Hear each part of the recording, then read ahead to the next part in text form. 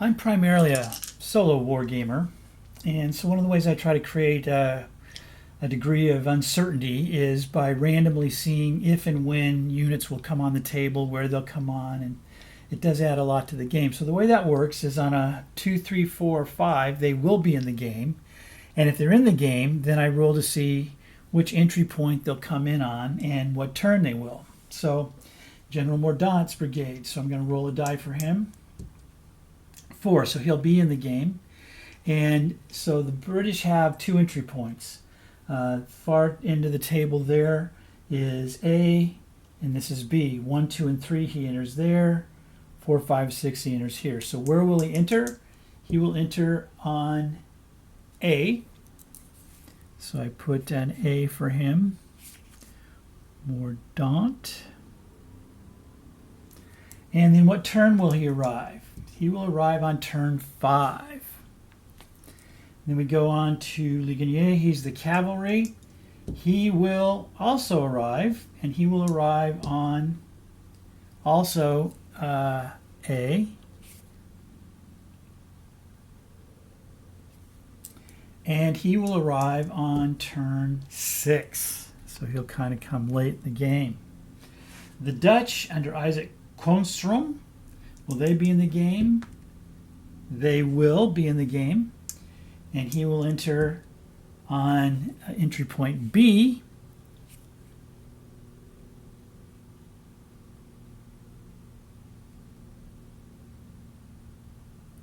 And he will arrive on turn 3. Then Lascelles, will he be in the game? He will be in the game. And he will arrive also on B. And he will be arriving on turn 2, so he'll be coming in early. Aide-de-camps are important in this game. And so will aide-de-camp 1 be in the game? He will.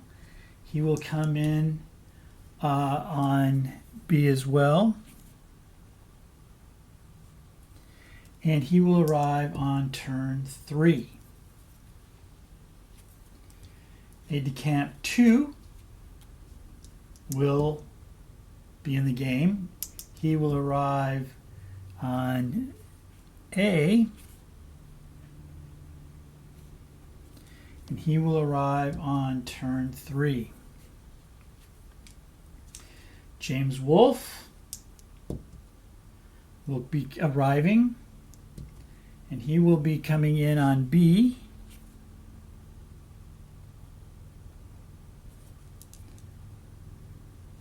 That was Wolfe. And he will arrive on turn 3 as well. Colonel Montrose with the militia. Let's re-roll that. He will not be in the game. And then Chumley will also not be in the game, so they will not have those 2 brigades. General Hawley will be their leader. He's automatically going to be in the game. He will be coming in on A. And he will be coming in on turn 2. So he'll be arriving fairly early. Okay, so that's the British force. Prince Charles, Charlie, he will be entering, and again, 1, 2, 3, 4, 5, 6. So he'll be coming in from entry point 1 on turn 1. So he'll be getting there right in the beginning of the game. John Drummond, will he be making the battle? He will, and he'll be coming in on the middle there. So that he's going to be entry point 2, Drummond. And he will be entering on turn 6, so coming in late. Aide-de-camp 1 for the Scots. He will be coming in.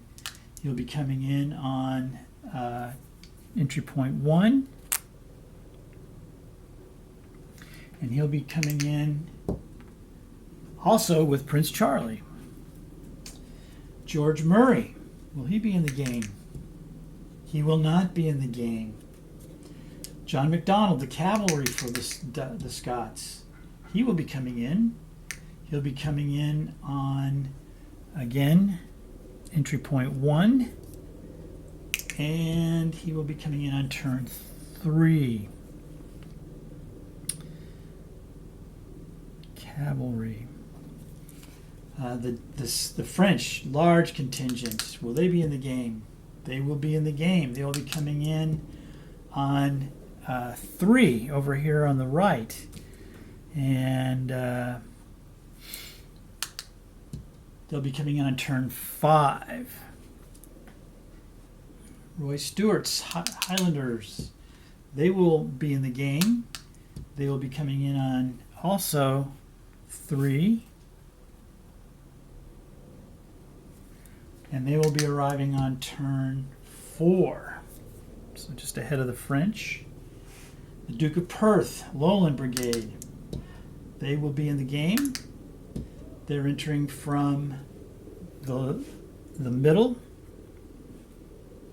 So 2. And they will be arriving on turn 6.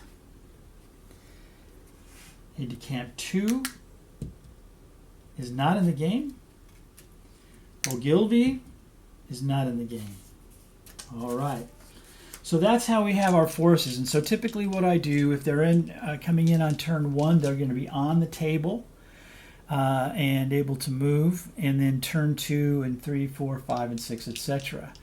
And so that's how I kind of figure out who's coming on and when they're coming on. We'll mix the cards together and then start the game. Turn 1. Prince Charlie and his aide-de-camp had entered here at this, and he rolled for his activation, and he only got 1 activation, so he was only to move this far, but he wanted to be at the crossroads to have better control of the game. The commanding general and the aide-de-camp can be attached to either specific units or to brigades, which enhances their ability to activate, etc., etc. So Bonnie Prince Charlie wanted to get in a position to do that. And so now we'll move on to turn 2. Turn 2 saw General Hawley enter from the extreme left, and he got 2 activations, so he was able to get here to the middle of the table. The objective of the game is to control this town. This is a very significant town, and so both sides are contending for it. Lascelles was able to enter in turn 2, but he only was able to get 1 activation, which only gave him about just to enter literally and not really advance beyond that. So, but they definitely have the edge. They're very close to the town, and we'll see what can happen in turn 3. Turn 3 saw the government forces able to rapidly move into the town. Lascelles' brigade has done that, and then Kronstrom's Dutch following up. Wolfe's card was also drawn, but there was a logjam here, so he wasn't able to get on the table. The second aide-de-camp has kind of moved up here to keep an eye on things. And then on the far back there, you can see that MacDonald's cavalry has entered the fray. So basically just a very small cavalry brigade is all that's on the table right now to contest the sizable force that the British are being able to deploy into the town. So it looks like the Jacobites are going to have to be on the attack to try to make this a successful campaign for them. Turn 4, Stuart's cavalry's card was drawn early, but not much they could do against all that formed infantry, so they've just kind of taken position in the shelter behind those trees. Lascelles is trying to order up a line of defense because he thought that might be where the attack was coming from. And Kronstrom also kind of deployed here on the left flank. And the other half of Lascelles' brigade entered into the town and tried to get situated. And then John Roy Stuart's Highlanders have entered the fray, and their artillery is deployed, and so they are a quite formidable force. So when Wolfe's brigade came on, they are going to immediately peel off to the right to basically stabilize the right flank. And So no shots have been fired yet, as both sides are kind of entering the table, but things are taking shape, and we'll move on now to turn 5. Turn 5 was quite active. The first card to come up was John Roy Stuart's, and so his artillery was already unlimbered, and they got off of a round into Lascelles' column here, but only inflicted 1 casualty. And seeing Wolfe come on, he is trying to redeploy to kind of meet that threat. Then the next turn of events was that Dupont's French brigade, very sizable, 5 regiments, some cavalry, 2 batteries of artillery, has entered, which is very alarming to the government forces as they see that they're heavily outnumbered. When Lascelles' card came up, he got this regiment into line. The smoke indicates that they fired and have not yet reloaded, and fired into the battery and destroyed it. They took out 2 of the 4 figures, and in these rules, that means the unit's destroyed. Over here, Wolfe is trying to deploy to secure the right flank of the government forces. Lascelles is trying to move his artillery back. He's trying to redeploy and take the second foot into the town. And then the aide-de-camp, one of the benefits of an aide-de-camp is they can be designated to a specific unit. So in this case, Lascelles has designated his unit to this aide-de-camp, so they'll continue to hold the road. And Kronstrom's Dutch are now going to try to take the place of Lascelles' men that are marching off. But then over here, Mordaunt, who has the largest brigade in the British Army, has entered on this table edge.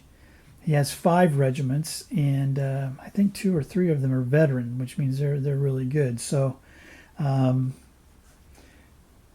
the other units that are not yet on the table will be coming on in turn 6, and so we'll kind of see what happens then. So first blood goes to the Scots, but then the inflictor of that was completely destroyed by a well-placed volley. So now let's move on to turn 6.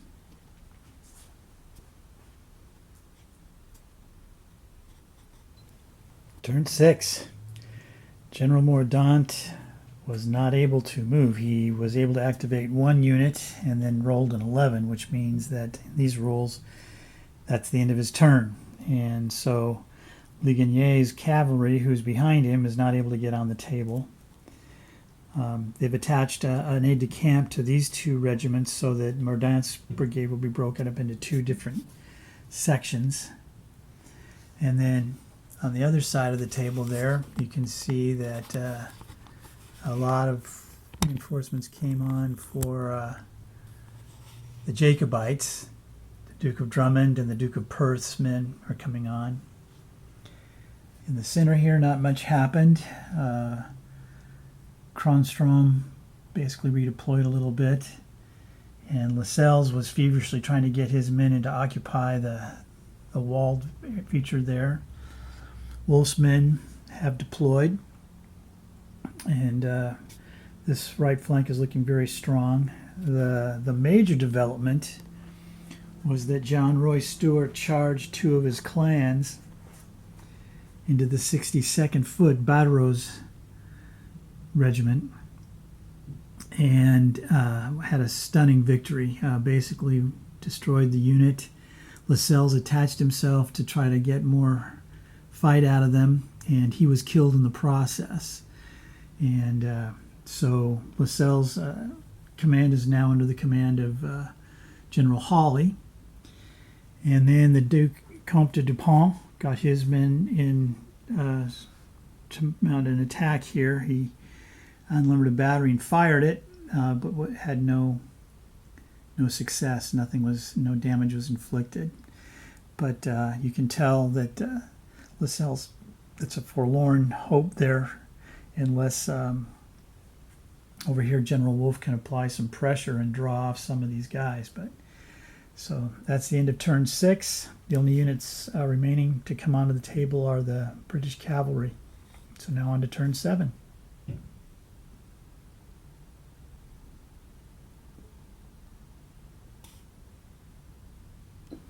All right, turn 7, John Roy Stewart trying to be aggressive. The Camerons of Lochiel charged across the field into this regiment, and despite heavily outnumbering them and getting a significant bonus for charging as clansmen, they only won the combat by 1. And so it stopped the charge, and they're reinforced. Wolfe got other of his regiments up here to this hedge line. John Roy Stewart pulled back here, trying to secure his position a little bit more. The French came up and blasted away without much success. And basically, they fired 2 regiments, 2 batteries of artillery. At the 1 regiment, they only inflicted 1 casualty. And then when the British got their turn to fire, they were able to inflict 3 casualties here on the Royal Écossois and 3 more casualties on this French regiment here.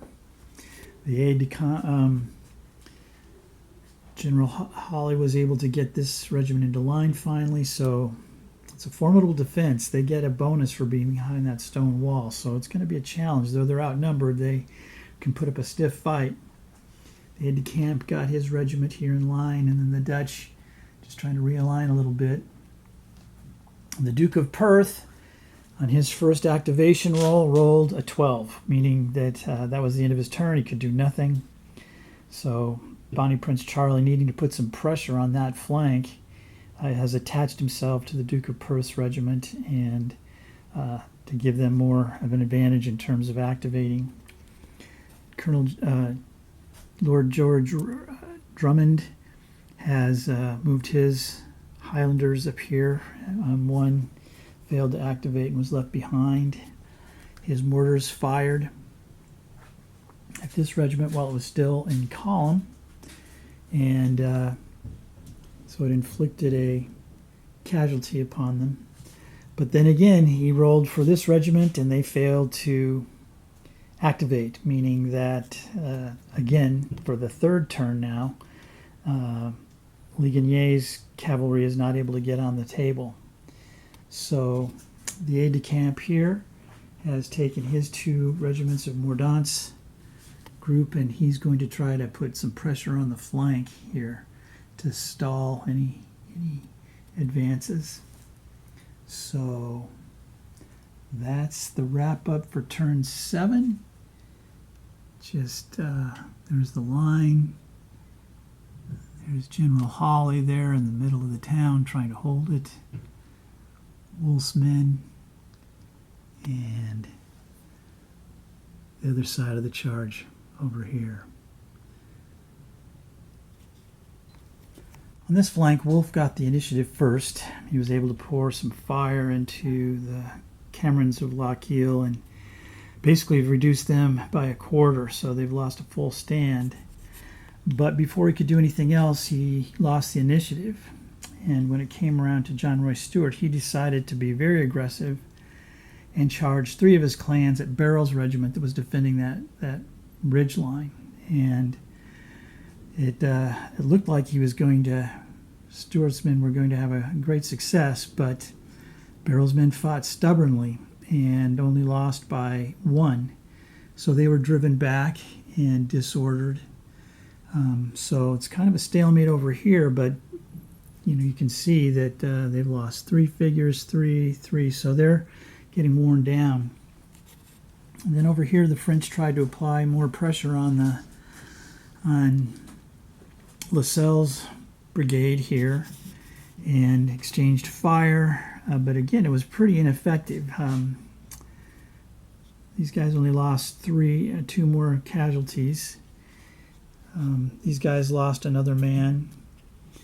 But then when it came time for initiative, because this regiment was disordered and had already fired, they only got 2 axes, so they reordered and are ready to fire again. And this regiment held its fire, not wanting to, wants to take full advantage of that first fire benefit, so waiting for these guys to get into range.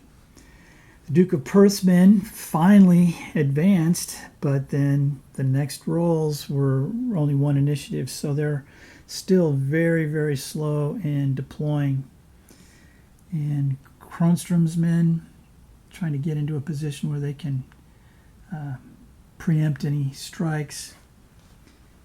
The aide-de-camp here got 2 of Mordaunt's regiments in line, but again, only 1 activation, so that was not propitious for them.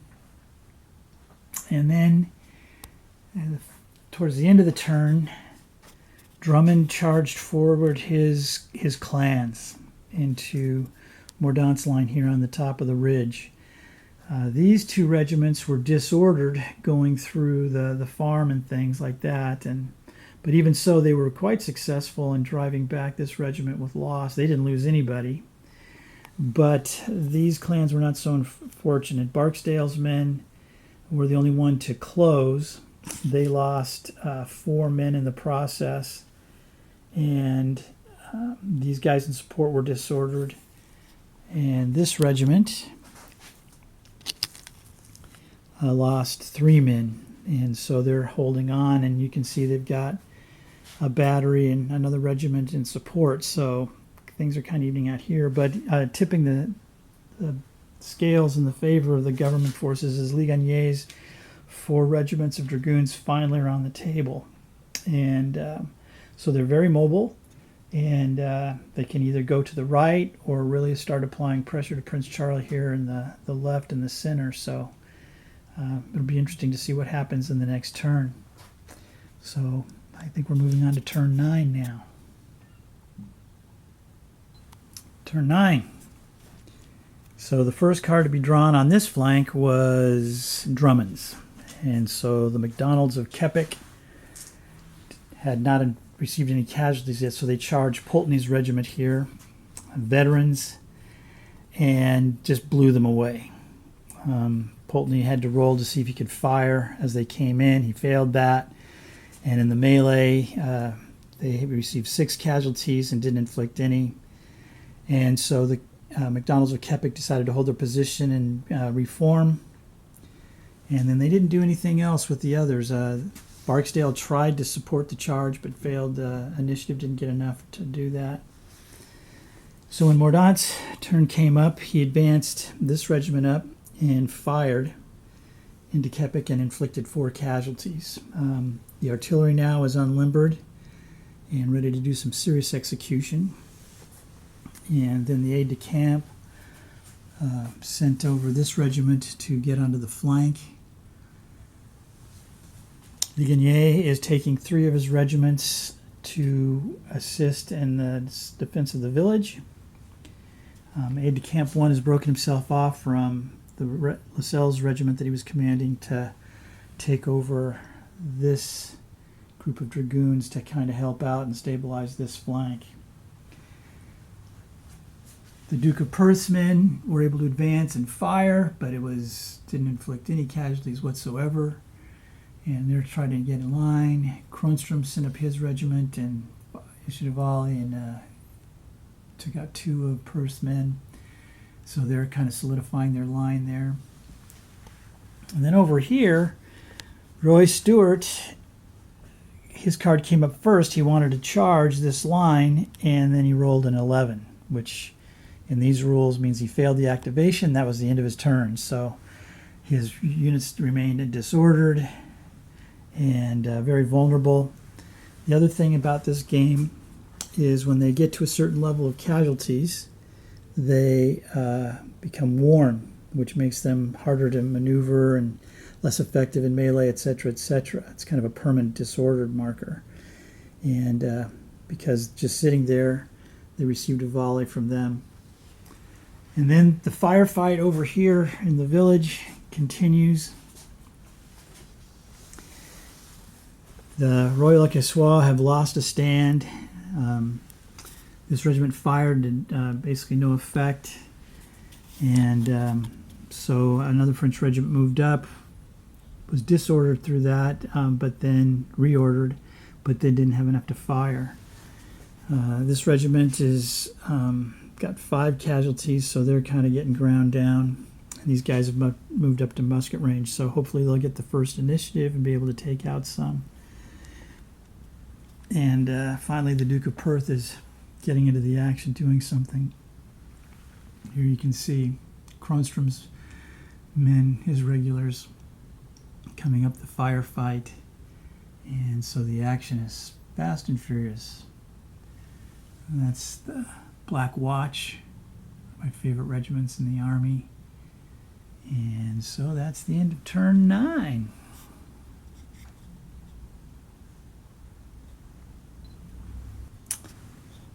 On this flank, Mordaunt's card came up first. He was very excited, and then before he could do anything, he rolled an 11, meaning that his brigade was inactive.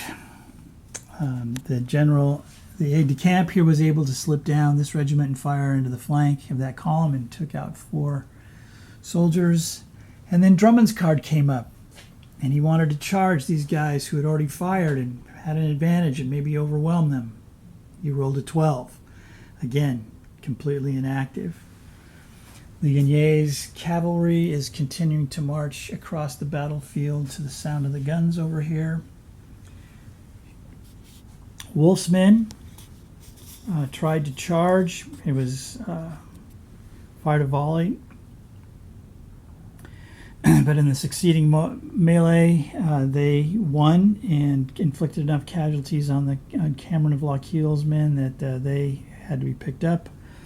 But then they didn't roll well for their other regiments, so they basically stayed put. But very significant force here on the flank, and John Roy Stewart has lost his artillery, he's lost his largest regiment, and so they're just hanging on. See if they can hold that flank. Over here, the French are continuing to pound away at the wall here, the city gates, but not making as much headway as they would like. This veteran regiment here is now worn, so they're getting threadbare. These guys advanced, fired, only inflicted 1 casualty, and then they lost 3 men in the counterfire.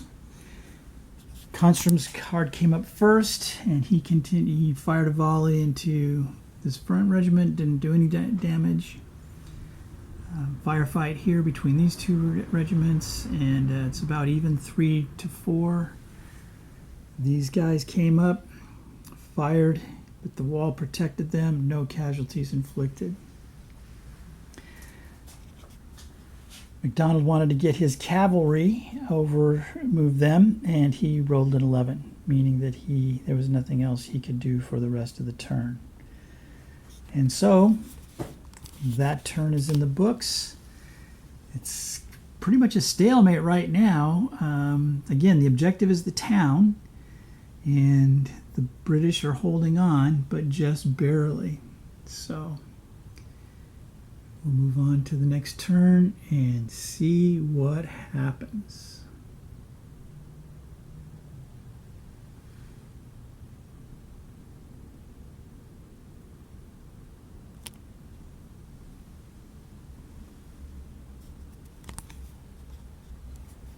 Turn 11 saw significant developments, especially here on the government left flank.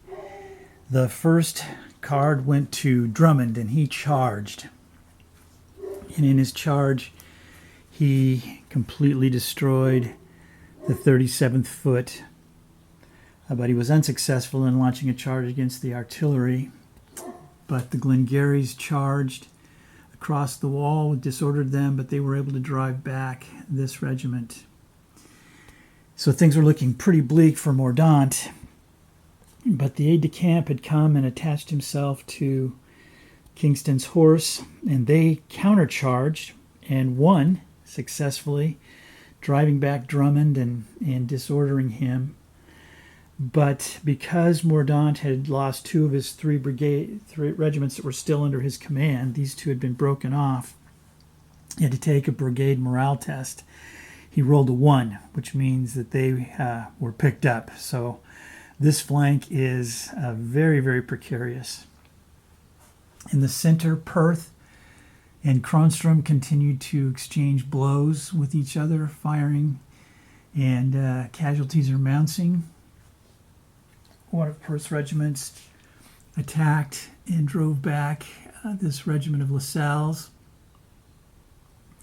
Ligonier rolled pretty well, and so his regiments were able to form a column and enter into the town. So they're going to have an opportunity to kind of hopefully relieve some pressure on Hawley and his command there.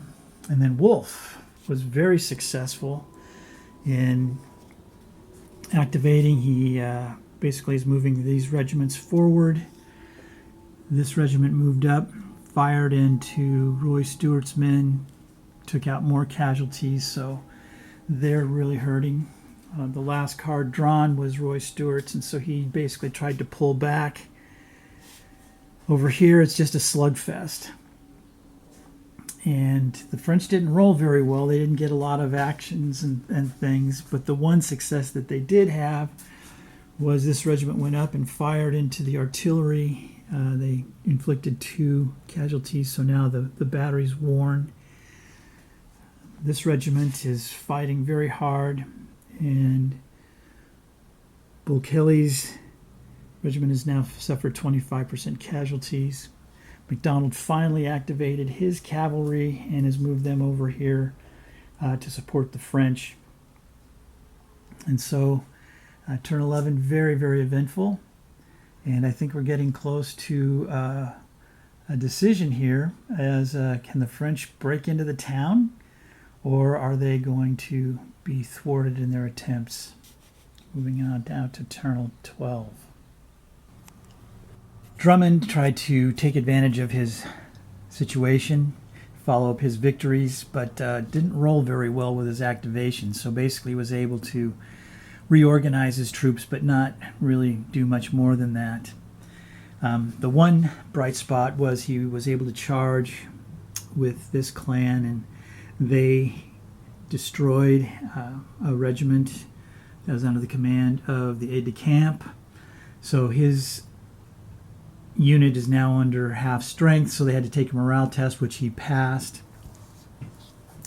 Over here, this aide-de-camp tried to reclaim the situation, so he charged and was successful in his charge, but the aide-de-camp attached himself, and in these rules, if that happens, he has to take a test at the end to see if he was wounded or killed. And in this circumstance, he was wounded. He rolled a 10, or a modified 10, which is a wound. And that necessitated a morale check for his little brigade, which they somewhat passed. They rolled a 4, and that means they had to withdraw 10 inches, which was probably a good thing, because otherwise they would have been up here in a world of hurt. Comstrand is trying to stabilize the flank in case Drummond doesn't have any opposition, so he's advanced a regiment. He continues to slug it out with the Duke of Perth's men. On this flank, a lot happened. Ligonier was the first to activate, and he charged the 14th Dragoons into that French regiment, and they were basically defeated and had to retreat. Wolfe's men continued to advance, and Roy Stewart tried to pull back. These guys unfortunately were not able to and took a volley, but it wasn't a very successful volley. And then Dupont's French still applying pressure here on the town. This regiment, Regiment Berwick, charged, routed the 3rd Foot. They took out the artillery that had been whittled down by Ruth's regiment. And so General Hawley is trying to reconsolidate a line here at the end of the village, but they're taking losses. So he also had to take a morale test because he's lost half of his brigade, but being the commanding general, they passed. So we're going to go one more turn and kind of see if there's some miraculous way that the government forces can pull out a victory. But right now, it looks like the momentum is on the Jacobite side. But we'll see. Turn 13. Lots of twists and turns. Over here, Drummond tried to charge McDonald's here, but they ended up short. Kensington rallied these wounded as he was. He rallied them. They charged. They won the charge and basically have driven back the Drummonds there. But they're worn now and just barely holding on. The other MacDonald regiment charged and hit the Black Watch in the flank, but basically was only able to win by 2. So they were driven back into the cover of the woods. The aide-de-camp attached to the Manchester regiment there, and so he's coming on to threaten the flank of Kromenstrand's men. And then Kromenstrand, the Duke of Perth, decided to get very aggressive, and so he fired and charged and added his weight to it, and even though it was basically no use, he was killed in the effort, and Kromenstrand charged. They had to take a morale test at the end of the turn, which they failed. They rolled a modified 2, which means they had to retreat 20 inches, so there they are at the far end of the table. Wolfe continued his advance to try to really press Roy Stewart. They were able to take out yet another regiment, this one of Cluny Macpherson's men. But the pursuing role, brigade morale test, is they held their ground, but probably not what they wanted. Ligonier tried desperately. He led yet another charge, this time with the 10th Dragoons. And this time the French were able to get a volley off, and they won the melee, drove off the 10th Dragoons with great loss. You can see the carnage there in front of the line. And now they were at less than half strength. They had to take a morale test. They rolled a 1, so Ligonier's cavalry has departed the field. MacDonald's cavalry is on the Jacobite left flank to try to counter Wolfe's aggressiveness. Wolfe's in pretty good shape. He has one regiment that's down 25%, but the others are pretty full strength. But they have a lot of strength over here and veteran troops facing them. The French continued their sweep through the village and have driven the remnants of Lascelles' men out. They took a morale test and they passed yet again. And Kromenstrand's men, one regiment's gone, but 3 of them are still, well, actually, no, they haven't lost anybody. So they're still in the field. So I think I'm going to call the game at this point. Probably a French victory. The Drummond is a very formidable force. These are all veteran clans. Even though they're reduced, they still have enough firepower that they could do a lot of damage. The French have taken losses, but again, they're still formidable. They have 2 batteries. This battery is unlimbered and prepared to fire down the flank of one of Wolfe's regiments. So it looks like the town would be very securely in French hands by the end of 2 or 3 more turns. I think they've lost 2 of their brigades. They lost Mordaunt, they lost Ligonier, and Lascelles is just hanging on by a thread here. So and there's General Perth that was killed in the battle, leading his men bravely.